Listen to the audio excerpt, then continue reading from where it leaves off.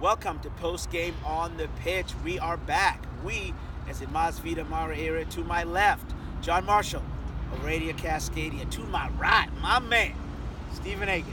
Gentlemen, welcome. Good to see you, Maz. Good Yeah, to it's a win, right? Glad to see all of us together. So the Sounders win 1-0. Goal in the 18th minute. And Stephen, so they're in second place. What's your thoughts on this one?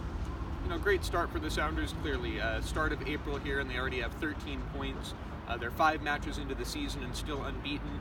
And for a club with a pretty great history in this league through their first decade in it, this is their best start yet, and I think that really says something. Okay, we're going to talk a little bit about the defense. I'm going to come back to you. That we had an incredible discussion in the press box about expressive, deliberate, and he's going to say that. But John, you had a point about the defense, right? Yeah. Happy with it? They got a shutout. What's going on with that defense? It wasn't the most sound defensive performance the Sounders have had. Passing on the back wasn't as tight as you want them to be. They gave up a couple bad passes that led to breaks, but they recovered really, really well and denied Salt Lake from really getting any really, really good scoring opportunities in the first half. In the second half, that kind of fell off a little bit. Savarino gets a really good chance. Sling Schmesser was really unhappy about in the press conference afterwards. He told us they get a set piece and a 70-yard ball comes in, and the team kind of just, as he said, just stands there and watches, gets caught on their heels in that situation there. And as well as they played defensively for the majority of the game, in the second half, they didn't have that real killer instinct defensively to really close out the game. They let Salt Lake get back into it a bit.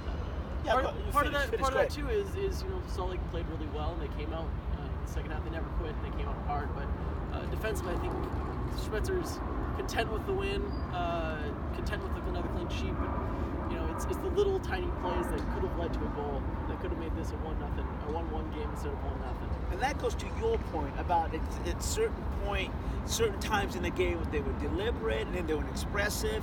You've got some quality players. What's going on with this team, Stephen?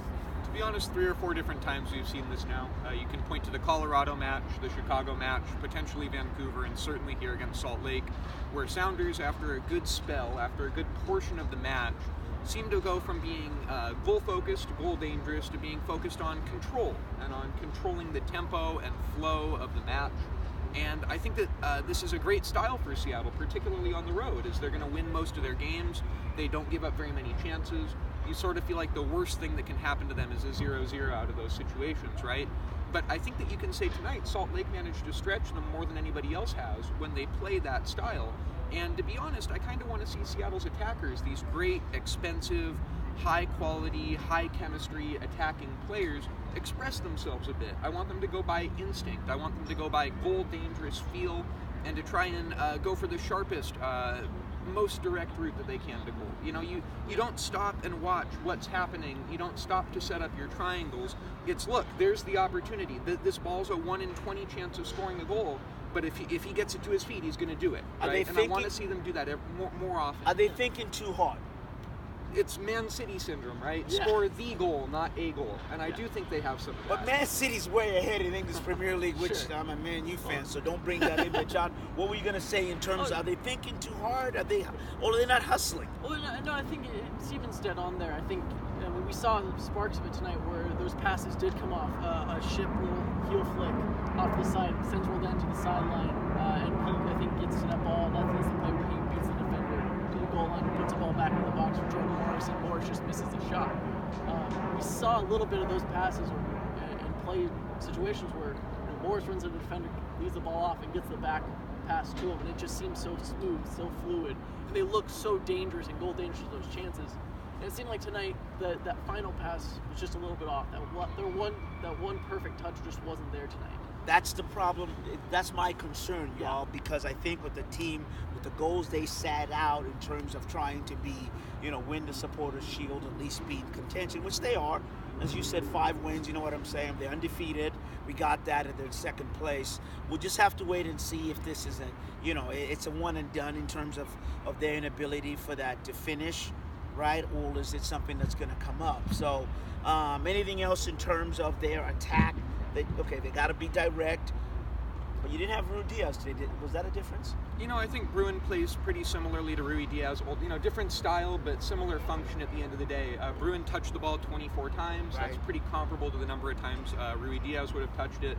I think it was about a wash. But going back to the prior point just for a minute here, I really do think it's a case of when Sounders get the ball in dangerous positions, whether it's by creating a turnover, whether it's by arriving in an attacking position, there are moments where they want to stop and think about it. What do we do from here? Where do we go now? Too much. And that's where you're talking about that thinking too much. That's it. And it's don't stop and think there. It's play the most goal dangerous ball and go. And just, it might turn out, it might not, but operate by instinct. I think it really made a big difference. I commend Brian Smetzer for being a great coach and not put anybody down, but I think Rui Diaz was the difference, and they couldn't adjust because the way Bruin hasn't played with these guys. And they played in practice, but I think it was a bigger deal than it was. So, any last points for you before we go? I think there's a lot for the Sounders to work on moving forward. I can't remember who they play next. Colorado this midweek, and then Toronto next week. And then they come back. So it is a busy week for the Sounders. I think that there's a lot of things that they can work on when they go to Colorado to be a little bit more precise, a little bit more incisive and goal dangerous, and just score more goals.